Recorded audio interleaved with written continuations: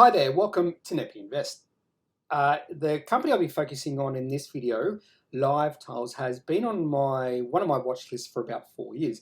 And companies on this watch list I do follow quite closely because I do think these companies are very close to reaching an inflection point in their business. And if I see any sort of positive news that drives them above and beyond that inflection point, that is when I'll take a position in that company. Unfortunately for LiveTiles, they have never reached that point. I believe they have gotten quite close, but there has been one significant red flag that has held me back from taking a position in LiveTiles, even though they have seen significant growth in their cash receipts and revenues, particularly during a 2 or 3 year period from 2017 to 2020. And that one thing, that one red flag, is a very important thing and reason not to buy into a company. So I think management in LiveTiles was so focused and obsessed with growing, particularly their cash receipts, revenue, that they simply ignored the fact that their costs were ballooning. In fact, I might even say they were ballooning out of control. And I have seen this quite a few firms over the years when a company's management has been so focused on growing revenues or just growth that they really haven't taken into account ballooning costs. And that can be the undoing for many a company. So before we get into looking at the Appendix 4C for LiveTiles, I'm just going to go through a few facts in regards to this company. When you look at the chart for LiveTiles, so I went to ComSec, looked at the chart, and I just said max. So I just wanted to see what the time frame has been for LiveTiles. It went back to 2000. I'm pretty sure LiveTiles hasn't been a listed company since 2000, so maybe it was a backdoor listing or something like that. I'm not exactly sure when that was, and it's pretty much irrelevant right now. But if you do want more information, do a little bit more research on LiveTiles, it would be handy to go back to when they actually did do that reverse takeover, or how they became a listed company on the ASX. Just a little bit of a good history of the company. So I haven't done that, and I would recommend doing that if you want to do further research. Now, a few interesting things in regards to LiveTiles, apart from the ticker code, which is LVT, a market cap of only 173 million. And when you compare that to the revenue for over the trailing 12 months and the annual recurring revenue, which is in the $50 to $60 million range, that would suggest there is a bit of value in this company potentially. But why is this company? This is a SaaS tech company, which the market tends to value quite highly when it comes to looking at annual recurring revenue. So if I saw this sort of company, SaaS company, with annual recurring revenue of 50 to 60 million, I think normal valuation of that company would be between 300 to 500 million, potentially more if the market really favors that company, and maybe a little bit less if it doesn't really favor. Now, in this case, the market has fallen out of love with LiveTiles.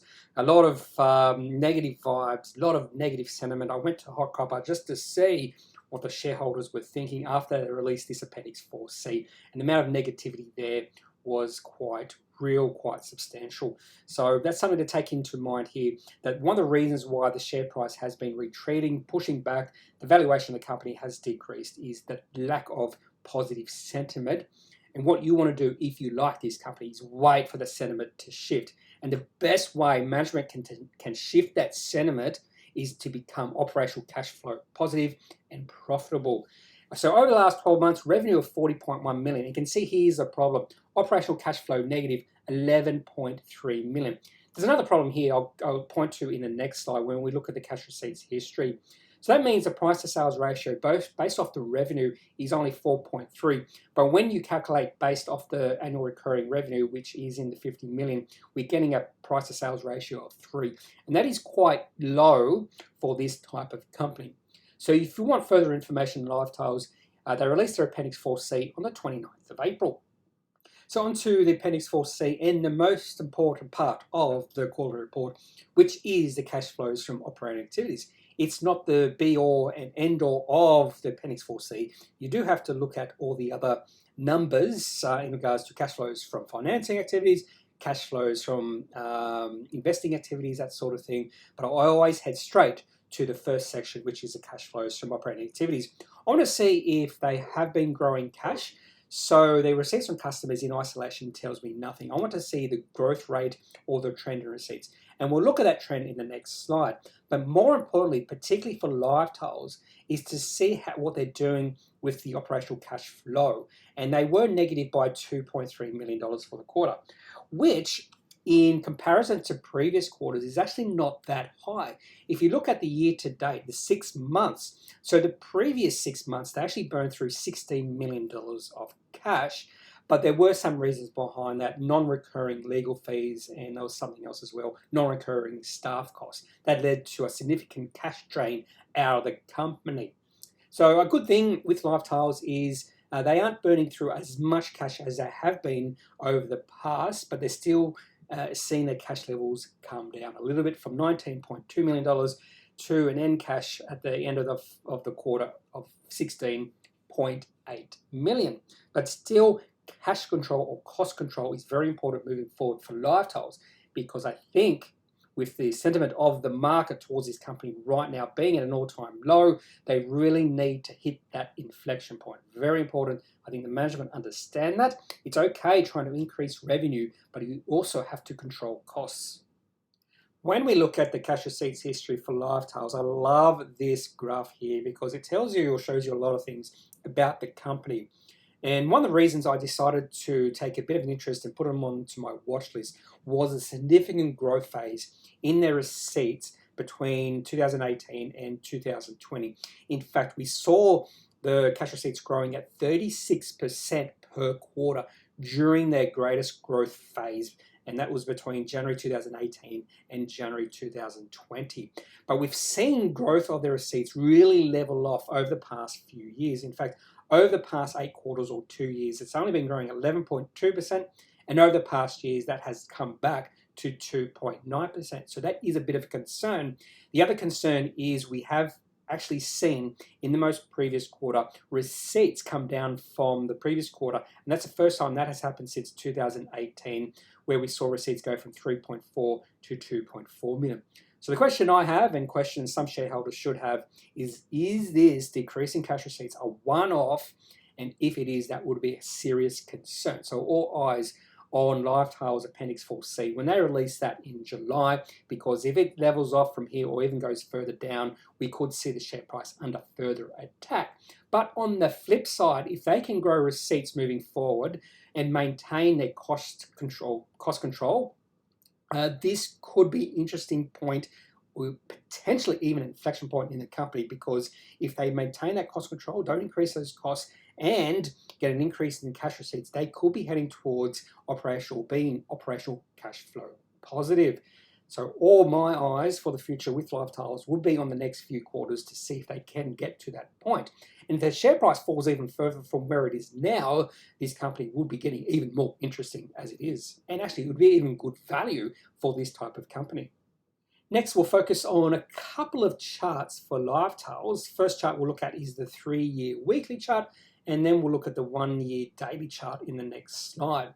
Then the one distinguishing feature you can see in the weekly chart is a well-defined downtrend over the past 3 years or so.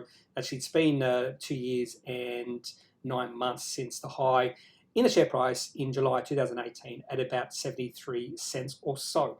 Share price has been falling ever since then, a well-defined downtrend. And when a company's share price is in a well-defined downtrend, there's no point buying in until that downtrend breaks. So you're allowed to be patient. So you're allowed to just wait for the downtrend to break, and that's when you might take a position if you're interested in the future of the company.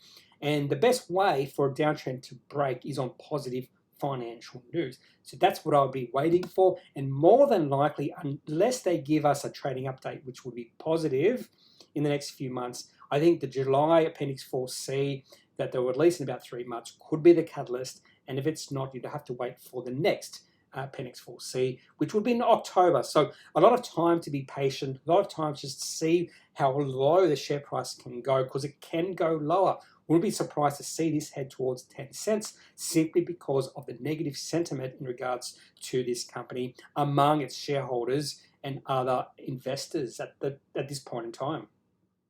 And finally, last thing we'll look at for LiveTiles today is the 1-year daily chart. This is actually an interesting chart to look at because In fact, the share price has been trading in channel over the past year, and that channel goes from about 19 cents to 30 cents. So it's reached 30 cents 3 times. Back in June 2020, November 2020, and February 2020. And every single time it's reached 30 cents, it's pulled back.